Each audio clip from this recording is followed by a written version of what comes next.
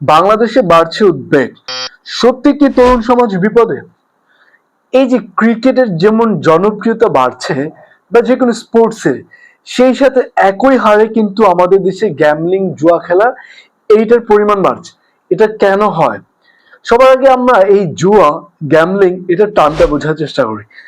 এই জুয়া বিষয়টা ঘটে মূলত কোনো স্পোর্টসে, কোনো খেলায় ফিউচারে কোনো স্কোর ঘটবে নাকি ঘটবে না, ওই বিষয় নিয়ে দুইটা পক্ষের বা কোনো এক বা একাধিক পক্ষের মধ্যে যে চুক্তিটা হয় যে এই স্কোরটা ঘটলে তুই পাবি এই টাকাটা, না ঘটলে আমি পাবো, ড্র হলে সমান।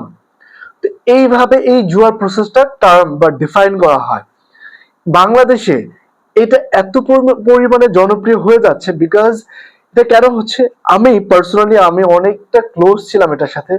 ইভেন তো আমি নিজে খেলিনি কখনো, কারণ না আমার অত টাকা ছিল, না কখনো এটা আমাকে ফ্যাসিনেট করতে পেরেছি এই ওয়েতে টাকা কামানোটা। কিন্তু আমি নিজ চোখে দেখেছি যে আমার বন্ধুরা, পাশের মানুষরা কিভাবে এটার মধ্যে ইন্ডালজ হচ্ছিল, কিভাবে এতটা একদম নিমগ্ন হচ্ছিল। হ্যাঁ, সো প্রথমে ঘটে কি, প্রথমে ওই একটা প্রবাদ আছে না, দ্য বিগিনার্স লাক, ওইটাই হয়। প্রথমে দুই একটা ম্যাচ জেতার পর মনে হয় যে আমি তো জিতলাম ভালোই, তখন এভাবে করে আরেকটা ম্যাচ খেলে, তো একটা হারার পর মনে হয় যে আমি সেটা খুব ক্লোজ ছিল, আমি জিততে পারতাম, এই ভুলটার জন্য হারছি, নো প্রবলেম, ওইটা হইলেই জিতাম, আরেকটা লাগায়, এরকম করে এটাও খুব ক্লোজ ছিল, একটুর জন্য জিততাম, আরেকটা লাগাই। এইভাবে করে সে অ্যাডিক্টেড হচ্ছে এবং টাকা হারতেছে।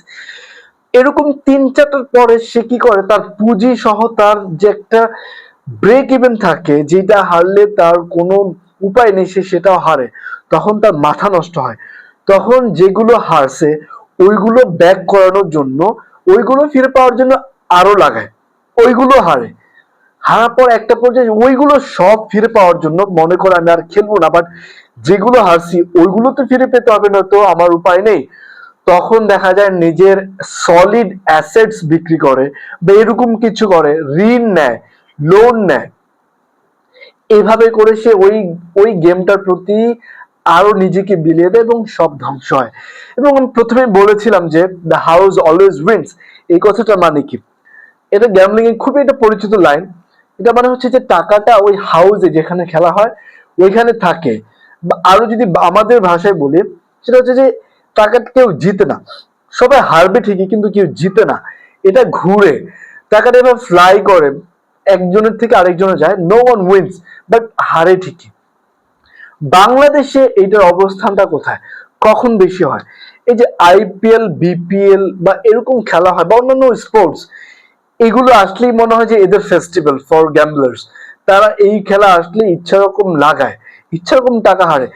এখন আপনি যদি আমাকে জিজ্ঞেস করেন আমি কি এটাকে খারাপ ভাবে দেখি বা ভালোভাবে দেখি, আমার লিটারালি কোনো মতামত নাই যেটা ভালো নাকি খারাপ, কারণ একটা দল জিতবে নাকি হারবে এটাতে আমি টাকা লাগাবো, এটা খারাপটা ভালো এটা আমি কিভাবে বলবো? বাট এর কিছু ভালো দিক নাই। খারাপ দিকে আমি বলতে পারি যে আপনি টাকাগুলো কামান কিসের জন্য? আপনি টাকা কামান খুশি থাকার জন্য, স্যাটিসফাই থাকার জন্য, মাথায় টেনশন থাকার জন্য না। কিন্তু গ্যাম্বলিং করলে আপনার কি সেটা হয়?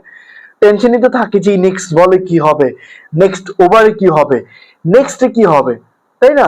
তারপর হচ্ছে যে এইভাবে টাকা আপনি কতদিন কামাবেন? আপনার কি মনে হয় যে কেউ ওই টাকা কামিয়ে বাড়ি করছে, গাড়ি করছে? করেনি। এইটা আসলে কেউ জিতে না, বরং আপনি যে ছোট একটা জব করেন, এই টাকাটার পেছনে লাগাচ্ছেন, এটা আরো লস হচ্ছে আপনার। আপনি বুঝতেও পারতেছেন না, একটা সময় এটা অ্যাডিকশন হওয়ার পর আপনি সব ধ্বংস হচ্ছে, মন মানসিকতা সব এটা নষ্ট করে। এবং আপনার তখন আপনি লিটারালি সব কিছুতেই জুয়া খোঁজেন, আপনার উঠা বসা হয় জুয়ারিদের সাথে, আপনার ব্রেন কখনো এক্সপ্লোর করে না ভালো দিক। আমি যদি বলি, আমি আমার দেশে, আমার এলাকায় এমন লোকদের এটা খেলতে দেখতেছি যার বেতন 10,000ও না। Literally, can you expect someone to gamble who doesn't have salary of 10,000 টাকা? How? তারা এইটা নিয়ে রিস্কটা নেয়, this is too much man. এর থেকে ভালো ফিউচার ক্যারিয়ার এটা নিয়ে ভাবা, মানে gambling it's not a career man. তোমার এত টাকাও নেই, যত টাকাই থাকুক তত টাকারই গ্যামলিং করে, so doesn't matter how much you have. So এটা আপনাকে একেবারে জিরোতে নিবে, জিরো, লিটারালি জিরো। তো আমি এটা খারাপ না ভালো বলবো না, কিন্তু এটা খারাপ দিক, সবই খারাপ দিক। এবার আপনি বুঝেন আপনি কি করবেন। Gambling it's not a good idea. আমাদের কি করা উচিত, আমাদের এইভাবে ভাবা উচিত যে এই টাকা দিয়ে আমি কি করব, মানে এই গ্যামলিং আমি তো জিতবো না। একটা ভুল ধারণা হচ্ছে সব গ্যাম্বলার্স ভাবে যে সে সবচেয়ে ভালো বোঝে খেলাটা, কিন্তু এটা রাইট না। এনিওয়ে, বাংলাদেশে এটার আইনি ব্যবস্থা থাকলে এটা দেখা উচিত। আমাদের এলাকায় যেরকম চায়ের দোকান, এটা খুবই বেশি হচ্ছে, অনলাইনে বেশি হচ্ছে, ভিপিএন দিয়ে খেলা হচ্ছে, টেলিগ্রামে খেলা হচ্ছে। সো এগুলো মানুষের একটু দেখা উচিত। এবং personally you have to be aware of that, because it's not a good idea man. No, it's not going to take you anywhere good place, no chance. So আপনি যদি গ্যামলিং করেন, এই ভিডিওটা অ্যাটলিস্ট আপনার মাথায় ঢুকান যে the house always wins. So bye. আর যারা এই চ্যানেলে নতুন, সবাই নতুন যেহেতু চ্যানেলে সাবস্ক্রাইবার্স কম, তো মেক শিওর যে এটা শেয়ার করতেছেন এবং সাবস্ক্রাইব করতেছেন, বিকজ এরকম আপনাদের সাপোর্ট আমাকে আরো ইম্পর্টেন্ট টপিকে ভিডিও করতে উৎসাহ যোগায়। So till then, by.